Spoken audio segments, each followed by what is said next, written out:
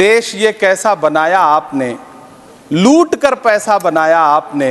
देखिए जलते दिए भी बुझ गए, अजब दीपक राग गाया आपने। अरे ये फिल्में टैक्स फ्री करने वाले लोग कफन तक पर जीएसटी लगा रहे हैं और ये गरीबों की बात करते हैं। मिडिल क्लास से आपका कोई रिश्ता नहीं। मिडिल क्लास तो आपसे कह रहा है कि मोहब्बत भाईचारे के दीवाने दिन ही लौटा दो, वो सस्ती दाल सब्जी के सुहाने दिन ही लौटा दो। ये अच्छे दिन तो अंबानी अडानी को मुबारक हो, हमें ऐसा करो साहब पुराने दिन ही लौटा दो।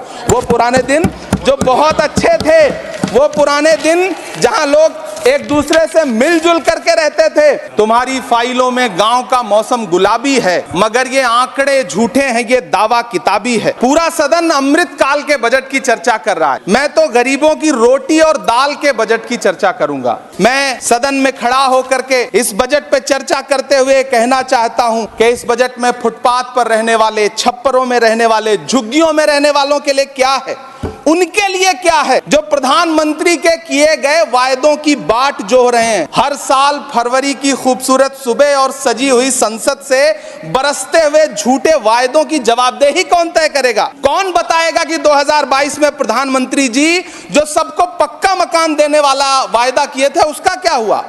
लोगों के सरों पर छत देने वाले प्रधानमंत्री जी के जुमलों से अलग उन्हें यह क्यों नहीं दिखता कि राज्यों में बैठे हुए उनके नुमाइंदे लोगों के सरों की छतें उजाड़ रहे हैं। उत्तर प्रदेश हो, असम हो, जम्मू कश्मीर हो, मध्य प्रदेश हो, भाजपा शासित राज्यों के बुलडोजर न सिर्फ लोगों के घरों को उजाड़ रहे हैं बल्कि कुचल रहे हैं लोकतंत्र को, संविधान को, अदालतों के मेयार को।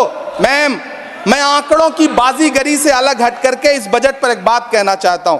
आंकड़े तो ऐसे हैं इस बजट के, ये कह रहे हैं 4 करोड़, वित्त मंत्री जी 3 करोड़ कहती हैं, प्रधानमंत्री जी 4 करोड़ कहते हैं। पहले तो आप इस झूठ में ही आपस में ही सलट लीजिए कि 4 करोड़ सही है या 3 करोड़ सही है।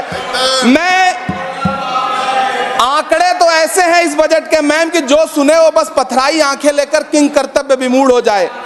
लेकिन झील में पानी बरसता है हमारे देश में, झील में पानी बरसता है हमारे देश में, खेत पानी को तरसता है हमारे देश में, जिंदगी का हाल खस्ता है हमारे देश में, दूध महंगा खून सस्ता है हमारे देश में।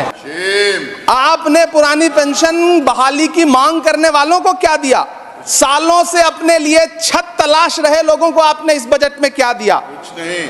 और फिर आपको पूरी उम्मीद है कि पूरा देश आपके इस पेश किए गए बजट पे लहालोट हो जाए, तालियां पीटे, मंगल गान गाए। कैसे संभव है?